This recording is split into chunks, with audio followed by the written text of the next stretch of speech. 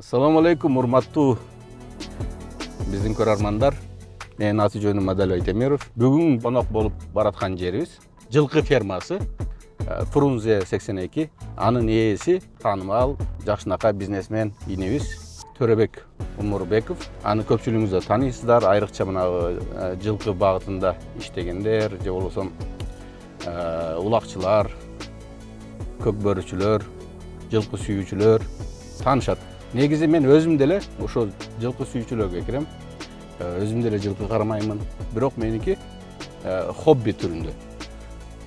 Азыр эми ошол жылкыдан дагы бизнес курса болобу, жокпу, кантип курса болот, пайда тапса болобу, аягына чейин биз менен болуңуздар. Кээ биркилер жылкыларды ойлойт, жанагындай бул кымбат нерсени ким алат депчи. Менин бээлеримди мынау $40,000, $50,000 чейин сурагандар болду. Аламан улака. Ат тандаганда кайсы жактара көңүл буруш керек, аттын эмнесине көңүл буруш керек деген.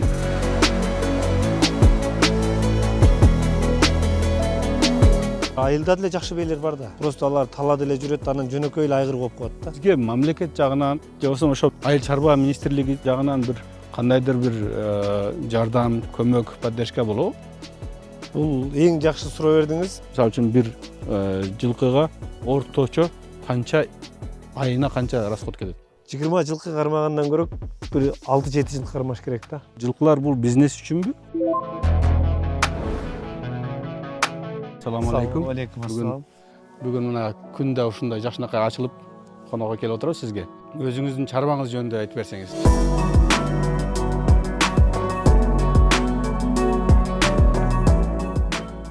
Биздин асыл тукум жылкы чарбасында 2006-2007 жылдан бери ушу жылкы менен алектенебиз. Ушу башында кыргыз жылкыларын кармап, ушу жакшы аттарды улакка дайындайлы деп ушу жылкы кармап жүрдүк бир 10 жылдай. Мына Московский район Петровкада. Андан кийин бир 14-жылдан баштап ушу Сокулуу районунда Фрунзе совхозго көчүп келип, ушул жакта жылкыларды багып атабыз. Андан кийин биз Европадан, Россиядан жылкыларды алып келип, ошо кыргыз жылкылары менен аргымдаштырып, ошо ортосунан жаңы кыргыз породасы деп чыгарып атабыз. Мына бир 3-4 жылдан бери. 1 жылдан бери уже асыл тукум жылкы чарбасын алып, документальный кылып, уже азыр ишти баштадык. Өтө сонун. Ошол Фрунзе 82 деп аталышынын маанисин айтып берсеңиз. Фрунзе 82 дегендин аталышы бул өзүбүздүн Фрунзе совхоз деген айыл да, Сокулуу районунда. Анан эми ушу жылкы чарба болгондон кийин ушу Фрунзе деп атап койдук. Анан 82 дегени ал өзүбүз жөн эле басып койгонбуз. Бул өтө чоң мээнет, өтө көп убакытты талап кылган, көп мээнет, көп акча сарпталат. Ошонун баардыгы эми көрүнүп турат да, сиздин баягы мээнеткеч экендигиңиз, сабырдуулуу экендигиңиз. Мунун башталышы кантип башталды эле? Башталышы негизи эле бана жылкынын башталышы кантип башталды эле? Жылкынын башталышы бул неме болуп калды. Бул 2006-жылы чоң атам ошо айылдан келип, анан кийин ал киши чабан болгон, мал кармаган, жер кармаган. Анан атам айтып калды бир жерде, бир 2007-жылы экен, ушу улакка барайлы деп улакка бардык. Улакка барып анан эми айылдан келген кишиге бир мингизип коеюн деп сурап калсам, эч ким ат бербейт. Эч ким. Анан ат бербей калгандан анан ошол жерде бир ат бирөө минип жүрүптүр, анан атыңды берип турбайсыңбы десем, сатам деп калды. Анан канча десем, ошол мезгилде бир 60.000 сом деп калды да. Давай, онда 60 болсо түш онда атыңан деп 60.000 алып анан атам мингизип улак көрүп кеткен эле. Намыстанып кеткен экенсиз да. Ошондон атты ошондо алып келип, анан бир абамкына, мына Петровкада жашайт, Алмаз деген абам. Ошонун үйүнө апарып коюп, анан чоң атам айтып калды, балам, ушундай неме кылсаң, биз өмүр бою кыргыз мал менен жүргөнбүз. Сиз ушу чоң атаңыздын колунда өскөнсүз го? Мен 6 айында багып алган экен чоң атам. Анан айтып калды, ушу мал менен өскөнбүз кыргыз. Сен ушу бир жылкы, кой, уйларды алып бир сарай кылып кой. Бул ашыкчан нерсе, сен эчтеке кылбай ушу келип кетип, иштен чарчаганда барып дем алып турасың. Ат минип бастырып турасың деп совет берип калды. Туура. Анан ошо аксакалдын немеси менен Анан ошо Петровкадан жерлерди алып, сарайларды алып, анан жылкы алып ошодон башталып калды. Мен деле мисалы бош убакыт таап калсам эле уруп сарайга кетем да, сарайга барып аттарды көргөн эс алып каласың. Балдарыңыз дагы кызыгабы ушул? Мен балдарым бардыгы ушу жылкыга кызыгат экен. Же ушу сарайга келип жүрө бергенден кызыгып калганбы. Анан балам дагы мына немеге ветеринарныйга тапшырды. 9-ду бүтүп жана коллежге тапшырып азыр 3-курсту бүтүп атат. Ушул багытта кетет экен да буюрса. Ветеринар болом дейт. Анан балам быйыл 3-тү бүтүп атасың. Бир башка университетке которулбайсыңбы десем, жок папа, мен ошо Россияда Казанга барып, ошоктон высшийди ошоктон бүтүп келейин. Казанга. Казандан, Россиядан деп атат. Анан болбосо немеге Германияга барып окуп келейин деп атат. Ветврач боюнча. Жакшы. Балам ушу айтып атат, ушу немелерди освоение кылган неме боюнча ушу чет жакка чыгып практикаларды кылайын папа деп атат. Эми Кудайым буйрса бир 2-3 жылда алда бүтүп келсе, Жакшы экен да, сизге жардамчы болот экен, мен да айтып атам, ушу бир шанс болуп калса бир жерге клиника ачайлы. Вет клиника ушу мал боюнча. Ушу освоение, жанагындай уруктандыруу, койдук болобу, уйдуку, жылкыныкы, эмненики болсо деле.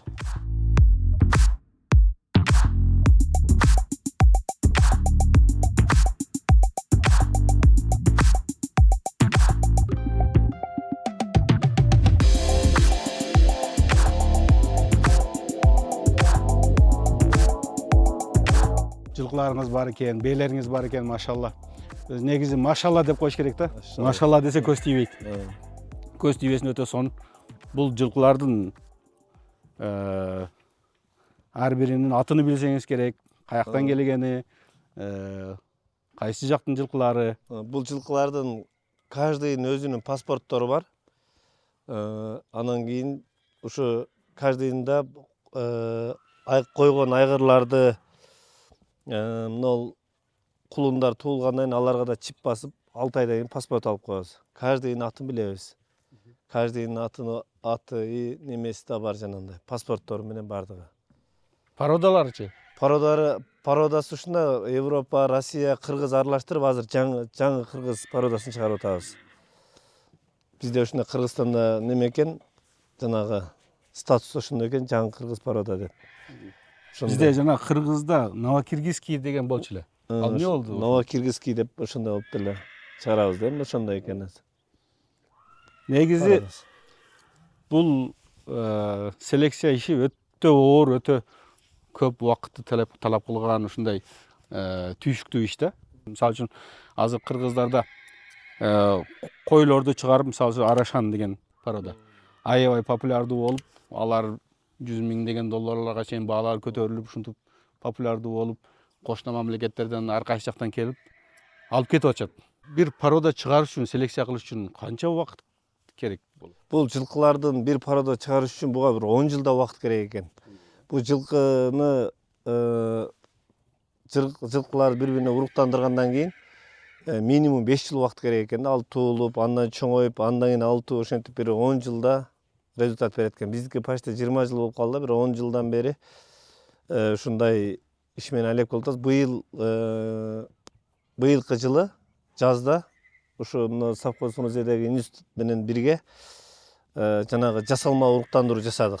Ошол бээлер ушул жерде азыр 2 бээ бар. Жасалма уруктандырып урук салдык. Кудайым буйрса, кийинки жылы жазда эгерде ушу бээлер тууса, андан кийин биз ушу пландап атабыз. Ушу айыл өкмөт менен, районо менен уже сүйлөшүп, бээлерди ушу жасалма уруктандырсакпы деп. Негизи бизде мындай, мен байкашымча, өзү эми биз деле жылкы менен кичине аралашып калбадыкпы? Жакшы көрүп, жылкы ат кылып, бээ багып биз деле карап. Кыргыздын мындай нукура породасы жок эсе экен да. Мисалы үчүн жанагы Мунарбек Кулданбаев деген инибиз бар Токтогулда. Ал чаар, кыргыздын чаар жылкылары бар го. Ошо чаар жылкыларыны порода кылып ушу алып чыгайлы деп аракет кылып атат. Өтө түйшүктүү иш. Биз деле Кудай буйрса ошо жардам берели деп оюбуз да бар. Аларга деле жардам берели деп. Эми сиздин жылкылардын өзгөчөлүгү эмнеде? Мен карасам азыр баардыгы эле өтө чоң экен да, бойлору да чоң, өздөрү да чоң. Максат эмне? чоңойтушпу буларды? Булардын максаты биздин максат. Кыргызстанда мына Аламан улак деген бар да, мына жакында Кыргызстанда Аламан улак федерациясы түзүлдү. Анан кийин көк бөрү мына 5-5 чабат да, команда менен чапкан улак. Биздики бул Аламан улакка чыгаруу биздин максат. Фрунзе 82 жылкы чарбасы биздин биринчи максатыбыз булардын росторун чоңойтуп, бойлорун 1,80 чейин жеткирүү. Андан кийин жүгүрө турган, ушундай Аламан улакка чаба турган аттарды чыгарайлы деп ушул чарбаны аргындаштырып атат. Бизде бул булардын чоң болгон себеби бул асыл тукум жылкы кармагандан кийин анын как бизнес катары да. Например, жылкыңыз канчалык чоң, канчалык красота жакшы болсо, ошончолук кымбат болот. Улакка жараса, Улакка жарап берсе, Казакстан, Өзбекстан, Тажикстан, Афганистанга сатабыз тайларды, аттарды. Например, биздеги азыр өзүбүздүн айылдагы жылкылар, кулундары эң кымбаттары бир $2000 сатат. Сиздикичи мындай кулундар, например, булар бир $10,000–15,000 чейин сатабыз. Ростору 6 ай, 7 ай деле уже 55 болот. 1,55. 1,50–55 болуп калат. Анан уже чоңойгон сайын баасы кете берет. Жакшы жанагындай 2-3 жашта чоңоюп калгандарын $40,000–50,000 чейин сатып атабыз. Эми акчага карап ушундай да. Жакшы нерселер Аламан улак чыгарып. федерациясы түзүлдү деп айтып калдыңыз. Мен да унутуп кетиптирмин. Ошо куттуктайм. Сиз вице-президент болуп калган турасыз, Ошо Аламан улак федерациясынын түзүлгөнү, жаңы ачылган. Ошонун да максаттарын айтып кетсеңиз. Максаттар эмне? Федерациянын биздин генералыбыз Хамчек Кыдыршаевичтин тапшырмасы менен түзүлүптүр. Ошол жака Кыргызстанда ошо Аламан улакты өнүктүрүп, мурун неме эле го жанагындай правиласы жок эле, чап, жип, тек, түшүрмөй, мушташ, уруш. Тартипке салыш экен да. Ошолорду тартипке салла деп ушундай тапшырма болгон экен. Ушуну полный Кыргызстан боюнча уюштуруп иште уже башталды, уже иштеп атабыз.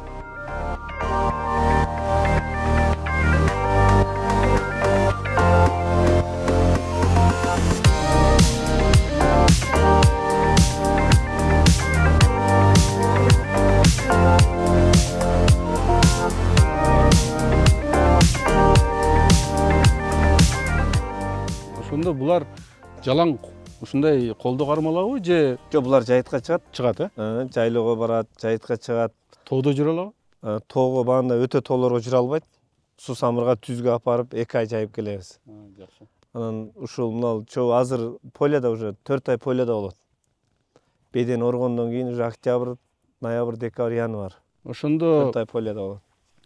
бул аргындашканда Европа, Россия, Кыргыз жылкылары аралашып ушундай бир жаңы парада чыгып атыптыр да. Новокиргизский деген парада. Мисалы үчүн Маубенин аты эмне?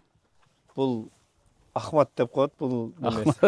Ахмет да. Ахмет. Өтө чоң бей экен, Бою канча? Бою 1,73. Жашычы?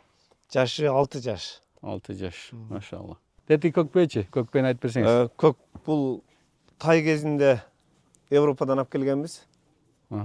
Азыр 3 жаш. 3 жаш, машалла, өтө чоң экен. Бою 1,82. Оо. Бул Карабей дагы Польшадан келген 5 жыл мурун. Мына былтыркы кулуну. Ошондо булардын бааларын да айтып кетсеңиз жакшы болот эле. Мына мисалы үчүн көкпенин баасы канча? Например, бул көкпени биз тай кезинде мына болоттон алгам $15,000. $15,000 тай кезинде. Азыр канча? Азыркы баалар эми булар примерно бир $30,000 тегереги болот да, $30–35,000 да. Анын жанындагы дагы, Жанындагы бул бээ бул. Бээ. Бул бээни 5 жыл мурун $13,000 алып келген. $13,000. Бул дагы Европа. Европа. Ушул акыбалга келгенче сиз айтып атасыз бир 20 жылдай убакыт кетти деп. Буга чейин сиз эмне менен алек болгонсуз? Азыр жылкылар бул бизнес үчүнбү же башталышы мисалы үчүн меники хобби да? Жок, биздики башында жылкы кандай? Бул башында биз деле хобби катары кармаганбыз. Бирок хобби катары кармаганда кыргыз сөзсүз буну сатып, тиричиликке жумшашыбыз керек болот. Көбөйүп кетет дегенде. Көбөйөт дегенде сатыш керек болот, подаркага беребиз. Ушунда алып кармап атабыз. Эми иншалла мына Кудай кааласа ушу жакшы аттар, айгырлар чыкса айгырлар сатабыз. Кошуна колоң, туугандарга бээлерине коюп беребиз. Аларда да жакшы нерсе туулат. Анан буларды чоңойтуп мен мына кошуналарыма, туугандарыма айтып атам жылкы кармагандарга. Азыр кичинекейин кармабай бул болушунча чоң таза кандууларды кармаңыздар. Сатканга деле жакшы да. Например, Өзбекстандан, Казакстандан, Тажикстандан клиенттер канча келип жылкы издеп атат, айгы аттарды издеп атат. Аларга сатса бизнес. Чоң бээлерден канча бар?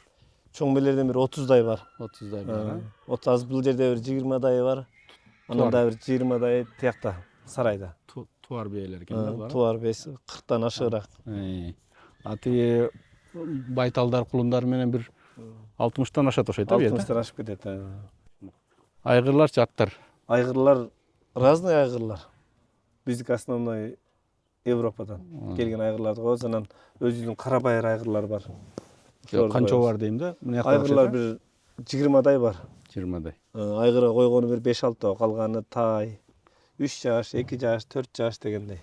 Алар суутулуп даяр болуп калса керек уже. Улакка уже дайындап койдук. Бир 5-6 жакындап калбады. 5-6 атты дайындап уже 1-2 күндө чыгабыз Кудай кааласа. Сууп калды дейсиз. Сууп дайын. Ошол сууткан жигиттер малар окшойт. Булар канча? Сууткан жигиттер 3. Аттарды карайт, бирөө жылкыларды карайт, экөө ошо аттарды карайт. Жалпысынан канча адам иштейт бу жерде? Сиздин совхоз. Совхоздо общий бир 5-6 адам иштейт малда. 5-6 адам иштейт.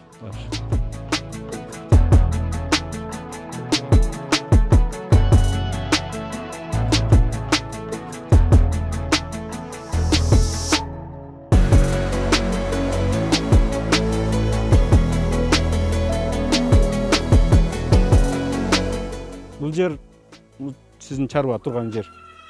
Аянты канча? Аянты бир 60 сотикко дейм. 60 сотка, 60 сотик. Бул жанагы знаменитый атагы чыккан Хабиб ба? Өзүбүздүн бээден алганбыз, туулган. Бунун атасы Сейдали палван чапкан А деген айгыр болгон. Ошонун баласы, энеси, атасы экөө тең карабайыр. Жашы канча, бою канча? Жашы 5 жаш, бою 1,72. 1,72 өтө чоң экен. Карабайыр 1,72 болсо өтө чоң экен. Эмечи? Эмне кандай сорундарга таштады эле, кандай ийгиликтерге жетти эле дегендей. Бул жакшы алдыңкы ат ошо ийгиликтерге, машинага, төөгө, тайларга таштап жүрөт. Не сайылса ошолордон алат да. Алды, машалла. Жума менен муку чабат. Бул алдыңкы ат Хабиб. Жолду ат экен да. Арканкысы бунун акасы, бир тууган акасы Патрон деген бар. Энесин кайсы? Энесинин аты Анжелика деген бе? Анжелика. Анжелика барбы азыр сизде? Бар. Бар. Анда көрүшүбүз керек экен. Ошол бейден 3-4 кулум бар, ошо аттар, ошол бейдин балдар жүгүргөн. Мына Патрон деген ушу Хабибтин бир тууган немеси, акасы. Бир жаш чоң бул? Бир жаш чоң агасы. Бул аркада чабылган айгыр. Жерден эңилеткен да буга? Жерден эңилген. Бунун бою 1,60 бар. Машалла.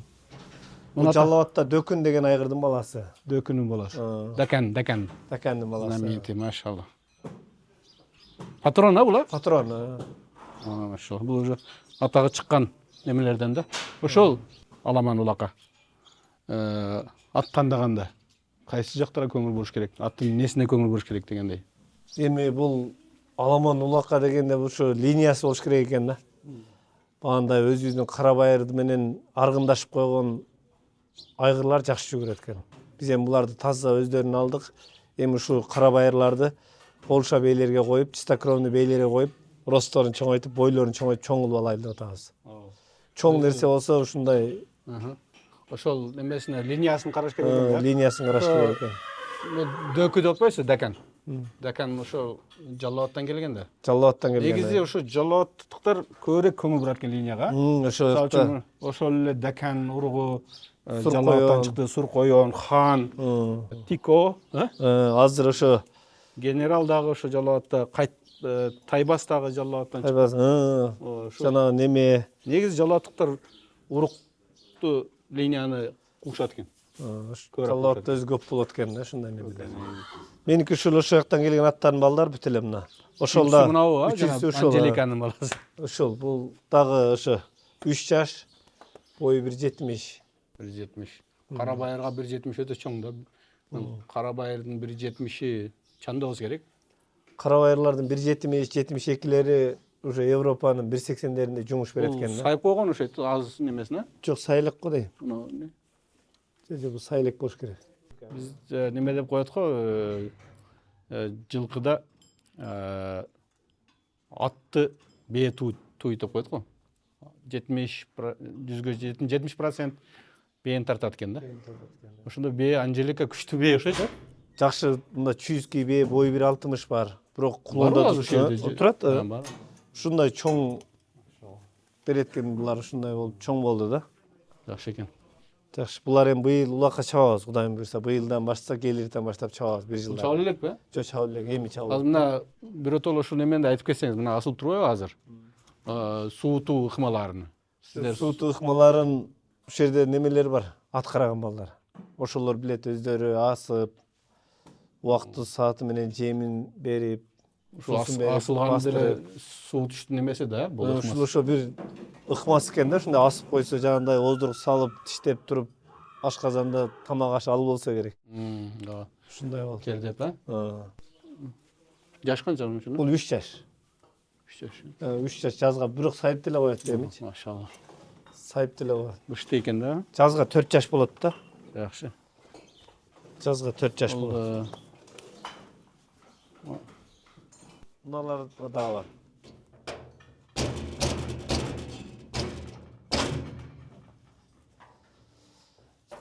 Мунун атасы Важдар деген айгыр. Не деген? Важдар деген. Москвада, Алматыда күлүк жарыштарга чабылган, интернетте бар экен. Важдар деген айгыр. Анда Чикаго го таза кандай? Жок, атасы ошондой. Энесин Польшага коюп койдум. Жана Жылдыз деген бээ жүрөт го. Ошого коюп, анан ушуну алдым да, чистокровный англичан менен сласканы аралаштырып. Саяпкерлерден угуп калдым да менчи. Что Чика таза кандуу английский айгырды койсо, кандай бээ койсо да, ал улакка чуркайт деп айтышат да. Ошондой экен. Мына 1 жаш. 1 жаш. 1 жаш. Жок, 1 жаш 5 ай. 1,5 жаш, полторашка экен да. Полторашка. Ой, өтө чоң болду. Бу энеси чоң да, атасы деле чоң. Канча бой бунун? Бою примерно азыр 67 чыгат да. Полторашка. Энесинин бою 1,75. Машалла. Атасы 1,74. Полторашка 1,70 чыкса, машалла, 1,68. Өтө чоң.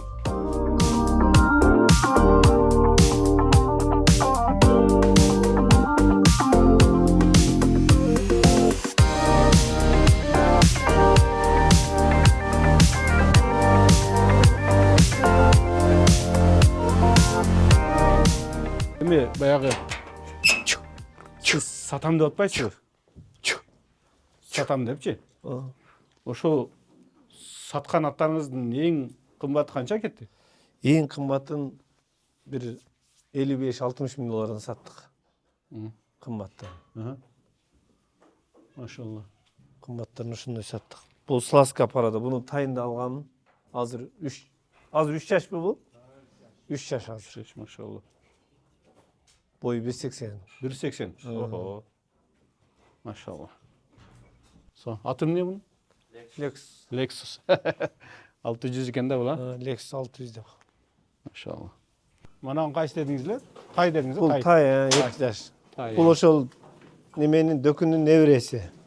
Дөкүнүн небереси. Бул узун экен, аябай. Бул дөкүнүн небереси ошол. Машалла. Бул декандын чоң экен да. Бул 1,70ден өйдө окшойт, а? Жок, 1,68. 1,68. Бою 1,68. Жашы? Жашы 4 жаш. 4 жаш. Жазга 5 жаш болот экен да. Аты эмне мунун? Дакан bunun аты. Дакан. Дакан деп койгонбуз. Машалла, машалла. Көз тийбесин узун, сонун экен жакшы. Казыктары да зор экен, а? Зор экен, баштары да чоң экен. Бул уже быйыл чабылып атат, уже муку чабып атат быйыл. Муку чабып атат. Результаттар бар дейсиз, а? Муку палвандан. Тиги Хабиб кандай сорундарга таштады? Хабиб сорундар кандай сорун сайса, ошолордун баарын эле таштап атат. Машина. Төөгө таштайт, машинага таштайт, тайга таштайт. Кой, эчки дегенде ошо сорундар ар улакта ар кандай болот да. Аттарыңыздын эң чоң сорун кайсы болду? Эң чоң ошо машина болду, 9 кара болду. 9 кара. 9 карага кайсы таштады? Быйыл мына патрон жайында патрон мына. Талант деген досум улак берди эле. ошол жерде 9 кара сайды ошондо бир машина, бир төө, бир тай, торпо, кой, эчки кылып 9 кара сайды эле ошону Машалла, машалла. ушу менен жумабай таштап алды. Мисалы үчүн бир жылкыга орточо канча айына канча расход кетет? Аны канча расход экенин эсептеп көрбөдүм, бирок бир жылкы күнүгө 3 килограммдан жем жейт да. Күнүгө 3 килограмм жайык кышы жейт. Улакка чогулган аттардыкы көбүрөөк бизге расход. Алардыкы көбүрөөк. Буларды мына бейлерге жайык кышы жем бергениздин себеби булар ошо жем жеп, витаминдерди жеп турса, анда рост жакшы болот экен да. Төл бери жакшы болот, кулундар туулгандан кийин жакшы болот. Бул бейде деле сүт жакшы болсо анан балдары чоңоет экен да. Витамин да берет экенсиз демек, э? Витамин да беребиз. Машалла. Антпесек мына бейлерде, например, талаа кое бербейт, арыктап арык болсо, аларда сүт чыкпайт. Андан кийин алардын балдары деле мындай катуу чоңойбойт экен да. Ошон үчүн биз корумду жакшы беребиз. Эми ушул жылкы бейлердин ичинен жакшы кулун бергендери кайсы? Почти подряд эле берет булар бардыгы. Баары эле берет, э? Мен өзү бейлерден бир 100дөн ашык бейим болгон. Аларды уже сатып, анан немелерин эң жакшы бергендерин алып калгам да. Анан өзүбүздөн ошо жакшы берген бейлердин балдары уже тууп калган да мына бул жерде. Машалла. Ошон үчүн бардыгы иргелеген бейлер да. Бул жерде баандай эч немеси жок. Бачар туй тургандар. Бирок чынында жылкыга кеткен расход бул садака болуп эсептелет, э? Эмеже, мусулманчылыктачы. Мына жылкыга деле меники бир 10 жылдай, 15 жылдай только эле расход болдум. Пайда көрбөдүм. Мен өзүм ошо 2007-2008 Алматага барып баштагандан бери, ошо 23-24 жашымдан баштап ошо тапкан акчамды жылкыга расход кылдым да. Садака бирок. 10 жылдай анан кийин пайда көрбөдүм. Акырын жүрдү, ушундай болуп жүрдү. Мен мына 5-6 жылдан бери уже пайда көрө баштадым. Мына 2-3 жылдан бери аябай жакшы пайда көрүп калдым. Жакшы. Уже мына баккан расходторуму полный жабат кулундары. Ошол пайда көрүш үчүн бул жылкыдан эмне кылыш керек? Жок, мындан пайда көрүш үчүн ушу линия кылыш керек, жанагындай жакшы нерселерди кармаш керек. Эсептеп чыгыш керек. Анан кайсы чоң жылкы чарбалар менен барып сүйлөшүш керек. Санына эмес, сапатына көңүл. Сапатын өтүш керек. Сөзсүз сапатын өтүш керек да. Например, 20 жылкы кармагандан көрө бир 6-7 жылкы кармаш керек да. Ошондой эсептеп көрүңүз, бир кулунду деле 1 миллионго сатсаңыз, 5 бээнин немеси болот атпайбы? Ордун жабат да. Например, мисалы эмеде Европадан 1 миллион, 2 миллион сомдук бейлерди алып келип атат да. Бирок азыр мен карап көрсөм, сиздин бейлериңиз машалла Европадан келген бейлерден да чоң экен да. Мен бейлерими мына почти астын $40,000, $50,000 чейин сурагандар болду. Машалла. Өзбекстандан келип, мына бейиңи ушу кулуну менен бер мага деп сурагандар болду бейлерими. Бейлерди ошентип баандай сурагандар болду да.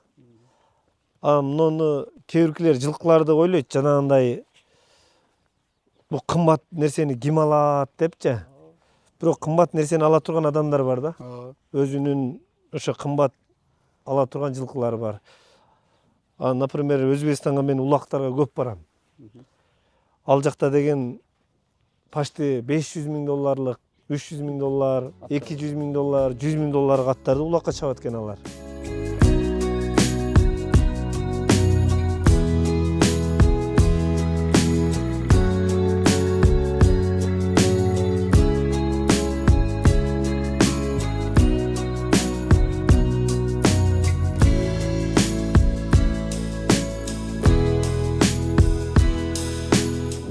Сиз жана искусственный осемление жөнүндө айттыңыз го.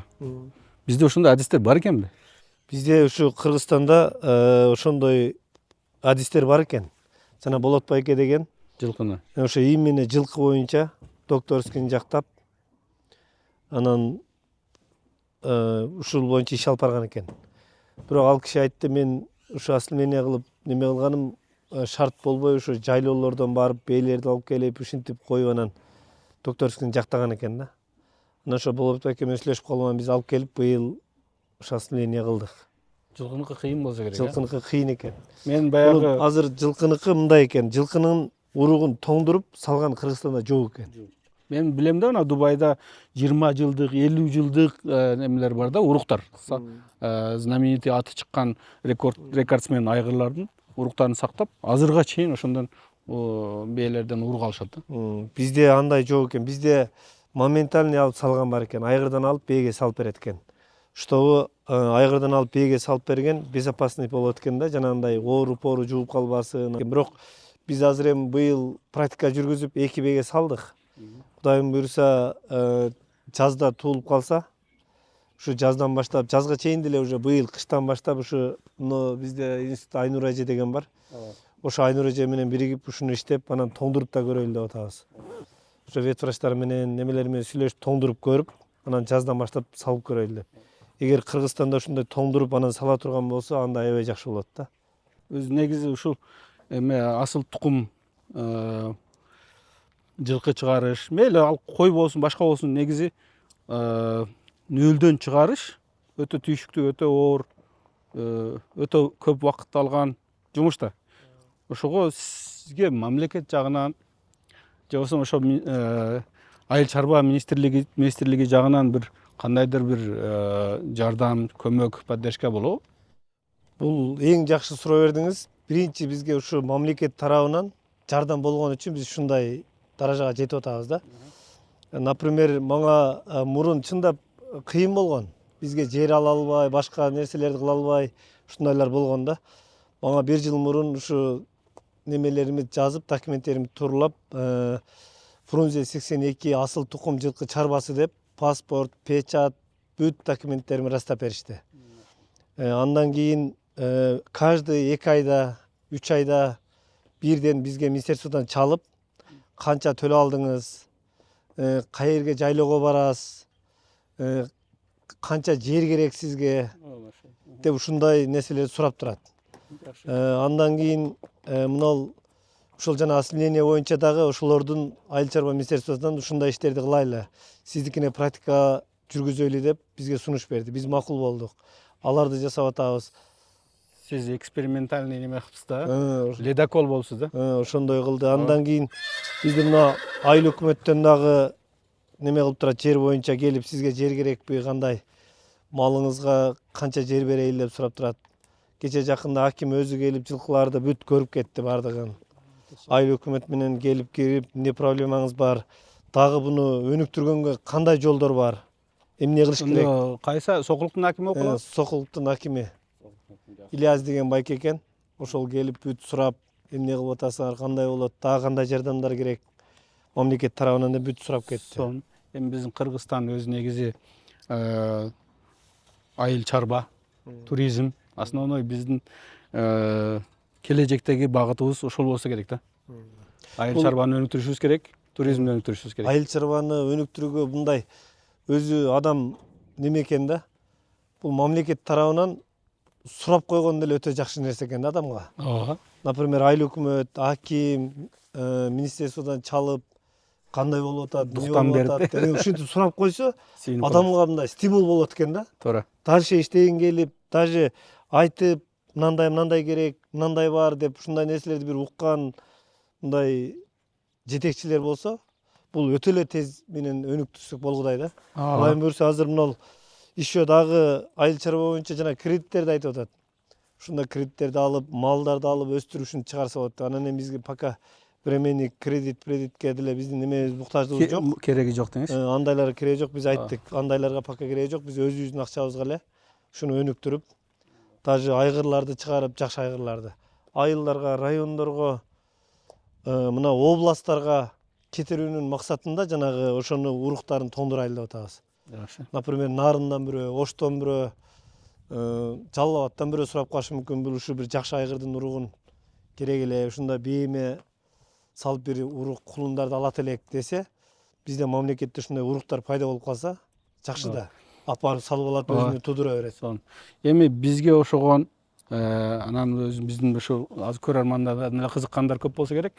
Ушинтип айыл асыл тукум айыл чарбасыны же жылкы чарбасыны башташ үчүн же ошо сиз көрсөткөндөй мындай результаттарга жетиш үчүн сиз эмне совет бересиз?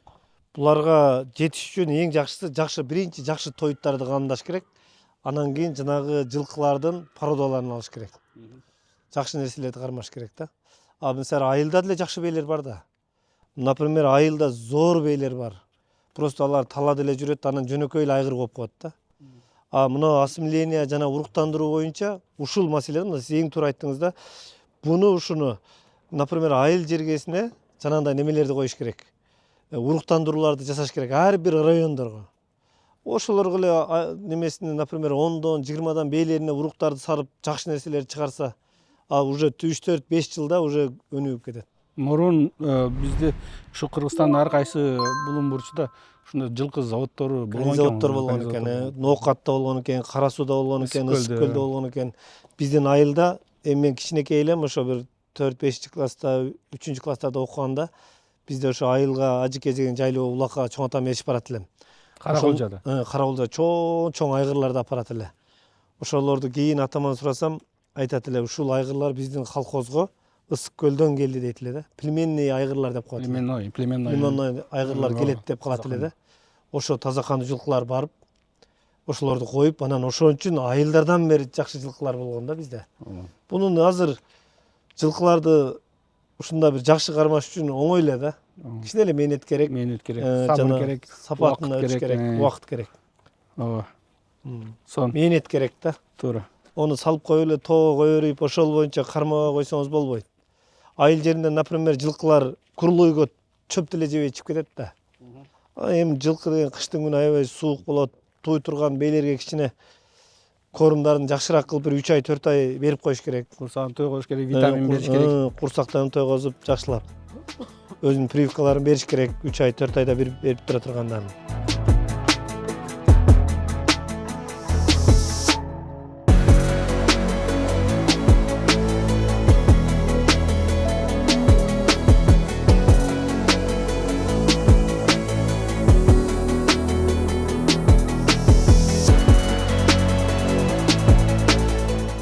Ошондой ушу.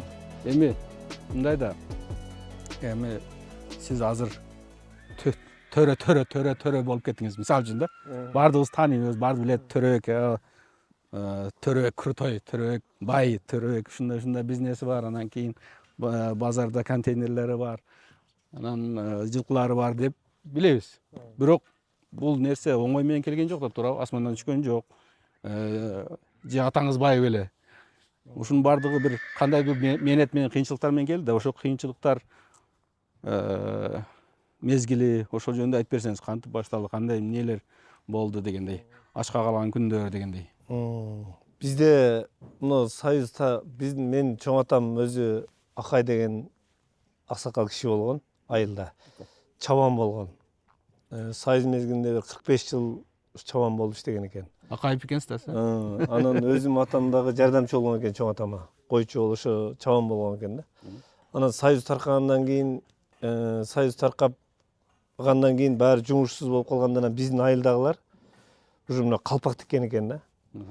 Баягы койлордун жүндөрүн кыркып алып, калпак тигип, анан биз 2-3 класс болуп калдык. Ошол мезгилдерде уже баштап биз калпак тигип калдык да. Кийиз жасайбыз, кийиздерди басабыз, бышырып, ушу калпактарды тигип анан Ошко алып келип тапшырат элек. Ошко тапшырып жүрүп, анан биздин апабыз ошо калпак тигет эле. Калпак тигип, атам экөө калпак тигип алып, Ошко алып келип тапшырат эле. Ошентип жүрүп биз чебер болуп калыппыз да. Ата кесипкен да, ата кесип. Энебиз өзү ошо чебер болгон экен. Союз таркагандан кийин бизге жанагындай чатыр барго, ошо чатырлардан куртка тигип берип коет эле да. Машалла. Жөн эски чатыр, эски кийимге эле сыртынан чатыр каптап тигип берип коет эле энебиз. Биздин энелер, менин энем, эжелерим эме килем токуйт эле. Баткен килем билесиз да. Азыр аябай эме таанымал болуп кетти го. Таар токуйт эле. Биздин да апабыз ушундай кылып неме жасап эле жанында. Ошону менен биз тиричилик кылат элек. Аны мисалы үчүн жүндөрүн алып келип, ийрип, неме жууп, тазалап, тытып дегендей. Ошонун баардыгын краскалап, анан килемдерди, таарларды токуп, ошону сатып, ошону менен тиричилик кылат элек да. Демек сиздики калпак менен экен да, байланыштуу. Калпак, чапан ушундай ошо калпактарды тигип жүрүп, андан кийин мен өзүм кайсы 99 Ош мамлекеттик университетинин тарых факультетине тапшырып, тарыхчы экенсиз да? ошол жерде 2004 чейин окуп, анан 2004 университет бүткөндөн Бишкекке көчүп келгенбиз. Машалла. Көчүп келгенде уже атам менен апам Бишкекте 2000 жылдан бери базарда иштейт эле. Келип анан ушу баягы мурунку эле кесибибизди улантып, калпак сатып, Өтө сонун. ошондой болдук. Анан чапан тигип, цехтерди ачып, Казакстанда иштедик уже 2006-дан 2007-ден почти Казакстанда 10 жылда иштедим да.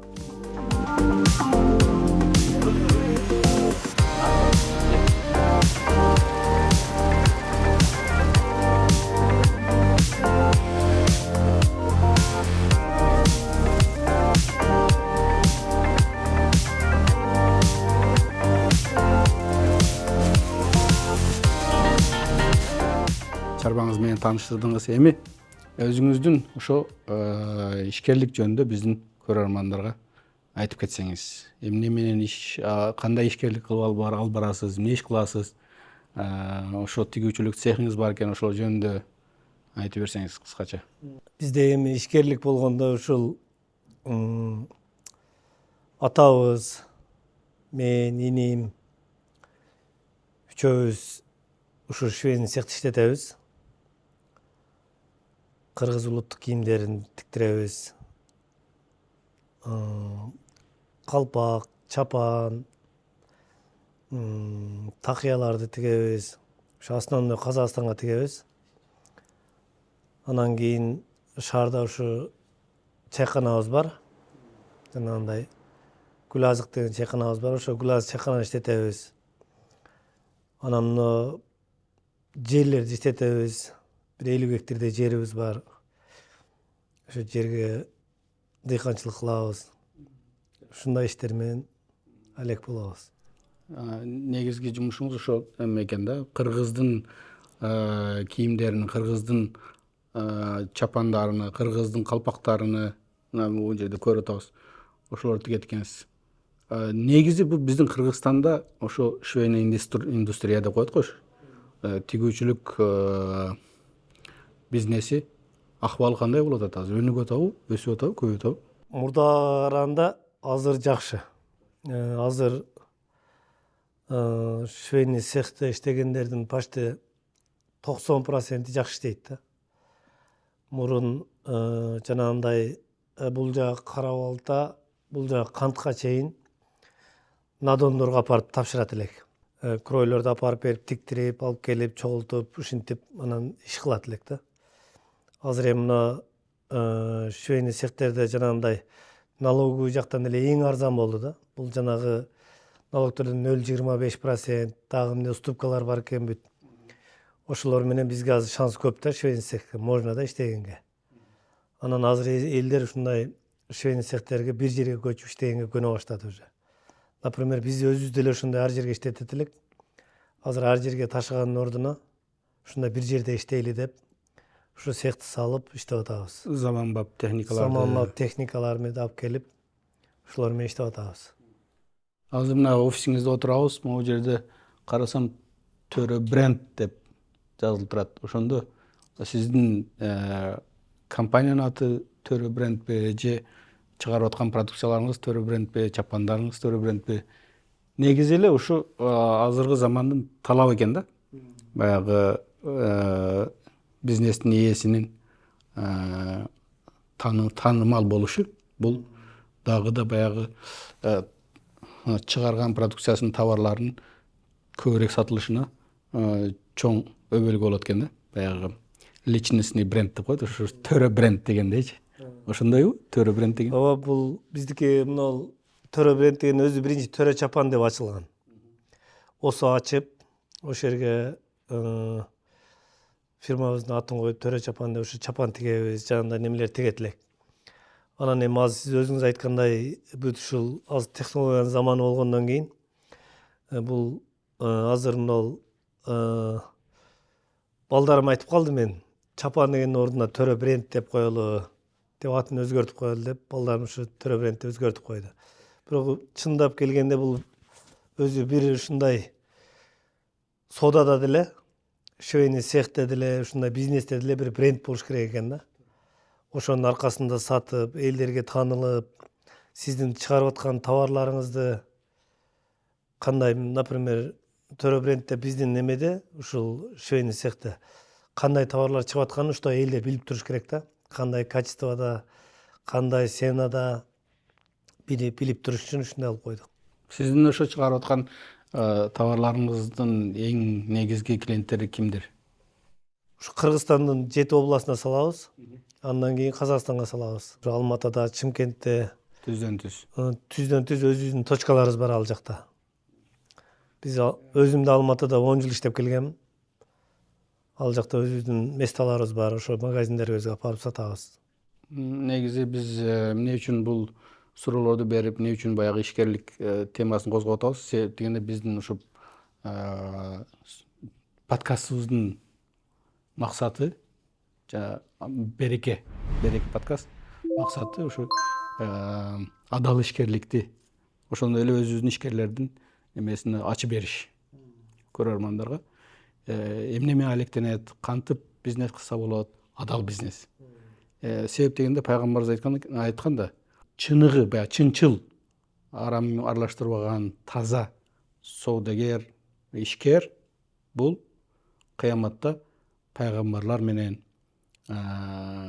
олиялар менен, салык жакшы адамдар менен, инсандар менен биргеликте тирилет дейт да. Себеп бул ишкерлик мамлекеттин кан тамыры сыяктуу да. Кан тамыры сыяктуу. Кан тамырлар эмне иш кылат? Ошо канды айлантырып, жүрөккө алып келип, адамдын жашоосуна шарт түзүп берип атпайбы? Ошо сыяктуу эле бизнес, ишкерлик бул биздин мамлекеттин өнүгүшүнүн эң негизги себептеринен бирөөсү да. Сиз сыяктуу ишкерлер өнүксө, сиз сыяктуу ишкерлер чыкса, өздөрүнүн иштерин дагы да чоңойтсо, канчалык чоңойгон сайын мамлекетке ушунча пайда. Ошол эле өзүңүз айтып аткан налог болобу, же болбосо ушу канча адамдар сиздин колуңузда иштеп айлык алып, өздөрүнүн үй бүлөлөрүн багып атат дегендей да. Ошон үчүн ушу суроолорду берип атабыз. Биздин көрөрмандар да пайда алсын. Сиздин өткөн тарыхыңыздан, ушу ишкерликте көргөн кыйынчылыктарыңыздан, проблемаларды кантип чечкенсиз, ошол сыяктуу немелерден эгер биз суроо берсек, сиз жооп берсеңиз, көрөрмандар да көрүп ошондон бир сабак алса, пайда алса деген максатта. Ошого ушу күнгө, ушундай акыбалга жеткенге чейин албетте сизде чоң, баары бир бул чоң жолдо кыйынчылыктар болгон, кыйналгансыз, ачка калгансыз, жана жамгырда калгансыз дегендей, тачка сүргөнсүз дегендей, ошолор жөнүндө айтып берсеңиз, эмне болгон, кандай болгон? Бул швейный цех боюнча айтып бере турган болсом, биз ушу 2099-2000 жылдары атам менен апам Бишкекке көчүп келген. Көчүп келип анан калпак тигип ушу базарларда саткан. Андан кийин үйдө жанагындай надомница болуп иштеген, элдердин чапандарын тигип берет эле, заказ алып тигишет эле, ушинтип тигип жүрүп анан менден кийинки иним да ошо бирөөнүн колунда ушу чапан тигиштеп калыптыр, оймо салып. Анан ошодо иштеп жүрүп, мен ушу студент мезгилинен бир 3-чү курс болсом керек, 2001 же 2002 экен. Ошо жылдары кыштын күнү келип, Дордойдо иним айтып калды, ошо Дордойдо бир эженин местасына бир грузчик керек болуп атат, тачка тартып ушу местасын карап бербейсиңби деп. Анан болду анда деп, бир 2 айга иштеп кетейин деп, анан бекер жүрбөйүн деп, ошонун бир Жаркын деген эжебиз бар, биздин өзүбүздүн жердеш. Ошонун колуна барып иштеп калдым, местасын карап. Товарларын алып кирип, алып чыгып, тачкасы менен, ошентип анан местасын карап, анан ошол жерден ойлонуп калдым, значит, базарда Иш кылса болот. иш кылса болот экен деп ойлонуп койдум эле. Анан кийин андан кийин 2 жылдан кийин анан университетти бүтүп оштон келгенден кийин анан иним ошо жанагындай неме тигип атыптыр, чапан. Айтып калды ушундай төрө, чапанды иштейли, ушундай иш кылайлы деп. Анан ошо менен чапанга кирип иштеп калдык. Бирок бул швейный цехти иштетиш үчүн бул сразу эле иштеп кетиш кыйын да. Буну каждый нерсени өзүң жасасаң, ошондо гана иш жүрөт да. Бирөөлөргө жасаткан ал, например, 100%, 30% көрөсүң да. Биз деген мына азыр, например, бир чапан болсо, иним дагы, мен дагы, келинчегим дагы, атам дагы, балдарым дагы биз бирөөдөн эч кимден сурабайбыз. Өзүбүз эле лекал жасап, чыгарып, кесип, тигип, образец кылып анан чыгарып коебуз да. Бардыгын өзүбүз кылабыз биз. Ошон үчүн бул тез жылат да иш. Например, мурун жанагы чапандарды тиктирип жүргөндө мен өзүм почти эртең менен додойго барып кетип элем, саат 12-ге чейин. Түнкү 1-2-ге чейин ойма салат элек. Ошо чапандын бетине ручной ойма салып чыгат элек. Ошондой кылып тиктирип бардыгын. Анан базарларга апарып сатат элек да. Биздин ошол 2006-жылы, 2007-жылы уже телевизордон, жаңылыктардан көрүп отуруп, анан жанагы бизде министр Исахов болуп калган жана НВД немеде. Ошондон анан Кыргызстанга биринчи жолу компьютерный вышивка келиптир. Жанагындай ойма сала турган компьютерный вышивка келиптир. Анан ошону көрүп калып, анан иним айтып калды, ушундай компьютер келиптир, ушундай вышивка салат экен деп. Анан атабыз барып министерствого сүйлөшүп, анан ошол жерде бир орус кыз бар экен, ошону үйрөнгөн. Ошодон анан ошо компьютерди үйрөнүп, анан Кытайдан ошо компьютер алдырып, анан ошодон бери 2007-ден бери уже ушу компьютерлер менен иштейбиз. Технология менен. Жакшы, сонун салып иштетебиз. Өтө сонун. Эми сиз ошо көрөрмандарга ошо боложокто бизнес курам же болбосо ишкерлик менен алектенем же бир цех курам дегендерге эмне деп айтат элеңиз, насаатыңыз? Жок, эми кандай иш кылса деле азыр эң оңой жолдор бар да. Ошол ишкерликти башташ үчүн сөзсүз кайсы любой ишти кылса деле бул биринчи курстарын окуш керек да, билим алыш керек. Швейный цехке иштесеңиз деле, базарга иштесеңиз деле сөзсүз ошол 1 ай, 2 ай курстарын окуп, анан иш баштаса оңойраак болот да. Өтө оңой жолдор болот. Азыр эми бүт өнүккөн мезгилде таап окуп алса болот. Компьютерди билиш керек, компьютерди, тилдерди билиш керек, билим керек деген сөз. Сөзсүз керек. Мен да ошо таң калгам да, мен канчанчы жыл экен, бир топ жыл болуп калды, 20 жыл болуп калды.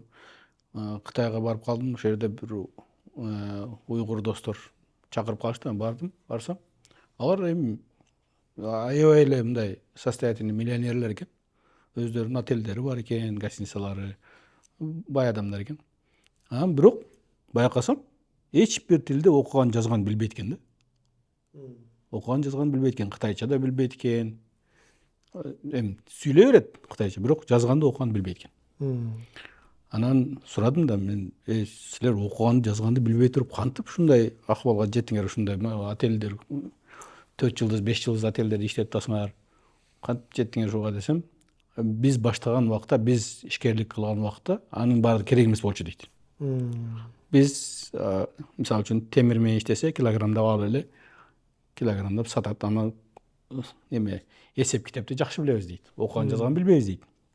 Бирок дейт, азыр заман өзгөрдү, технологиялар барган сайын өнүгүп атат, компьютерлар. Ошон үчүн дейт, биз азыркы заманда өзүбүздүн балдарыбызды эң кымбат мектептерге, эң кымбат университеттерге акча төлөп окутабыз дейт. Себеби бул замандын талабы дейт. Азыр биздин балдарыбыз Америкада окуйт дейт, дагы башка өлкөлөрдө окуйт дейт. Кытайдын өзүндө деле эң кымбат мектептерде окутабыз дейт. Демек азыр негиз эле илим билим ошо технологияны үйрөнүш керек. Бул замандын талабы, бизнестин өнүгүшүнө өбөлгө экен да. Биз, например, бизнесте азыр жүрөбүз, биз технологияны өнүгүп, мына компьютер, майда иштөөнү жакшы билбейбиз да. Балдарыбыз мисалы балдар үйрөнүп атат. Биз эгерде биз ушуну ошол технологияны жакшы билгенибизде, биздин иш, мына иш дагы 2 эсе катуу кетмек да. Мына сиз өзүңүз айткандай жанагы эсеп усап менен иштекени билбей туруп кетип атпайбы? Олар ошол уровеньге чейин барып токтойт да. Биз деле ошондой уровеньге чейин барып токтойбуз. Эгер биз дагы ушу технологияны өнүктүрүп, жанагындай нерселерди катуу билгенибизде, анда биздин ишибиз дагы жылмак да. Биз дагы жакшы, биз балдарыбызды уже окутуп калдык. Балдарыбызды окутуп, балдарыбыз чоңоюп, уже бизге жардам берип, биздин иш азыр мына жылып атканы ошо балдарыбыздын эсебинен да. Алар, например, YouTube'да тура киргизип атат, Instagram'га киргизип атат, сооданы жанагындай онлайн жасап атышат. Ошолордун жардамы менен биздин мына ишибиз, секиндеп калган ишибиз уже күчөй баштады да. Вот булар азыр дагы илим алып дальше жылсак, значит биз дагы башка уровеньге кетебиз да. Демек илим алышка чакырасыз. Негизи мен сизди мына көп жылдан бери тааныйм. Ошо дача сууда улакка барып, улак чабып, чогуу жүрүп калдык. Андан кийин чай ичип жүрөбүз дегендей. Канча жылдан бери таанысам, мен сизди мындай кыргыздардын чыныгы баягы мырзалары бар го, даң жүргөн, ушундай көрүп жүрөм да. Негизи ошондой болуш керек экен да. Себеп дегенде айтат, ат-тажирул жасур марзук дейт. Коркпогон, эр жүрөк коркпогон соодагер ал ырыскылуу соодагер дейт. Коркпойт да, бир ишти баштаса коркпой баштайт. Мен ушуну кылам дейт, коркпойт. Аягы эмне болот, тигенде эми албетте ар бир бизнесте риск бар, коркунуч, бирок коркпой баш керек да. Рискти да изучать этиш керек, бирок коркпой баш керек. Ат-тажирул жабан махрум дейт. Махрум дегени ал кур калган. То есть коркок болсо соодагер, ал кур калат дейт. Корк болсо ал ырыскыланат дейт. Рызкысы мол болот дейт. Ошондойлордон көрөм да, сиз постоянно ушундай коркпой даң синтип жүрөсүз да. Дайым ошондой боло бериңиз. Сизге ушул бизге көңүл буруп, жакшынакай тосуп алып, коноктоп, өзүңүздүн чарбаңыз менен, иштериңиз менен тааныштырганыңыз үчүн чоң рахмат, ыраазычылык. Биз ойлоймун ушу урматтуу көрөрмандарда бүгүнкү ушу чыгарылыштан пайда алды деп ишенип кетем. Эгер ушу биздин подкастыбыз, Береке подкаст бүгүнкү чыгарылыш сиздерге жаккан болсо, кызыл жүрөкчөнү басышты унутпаңыздар. Ошондой эле биздин каналга катталганды унутпаңыздар. Ассаламу алейкум ва рахматуллахи ва баракатух.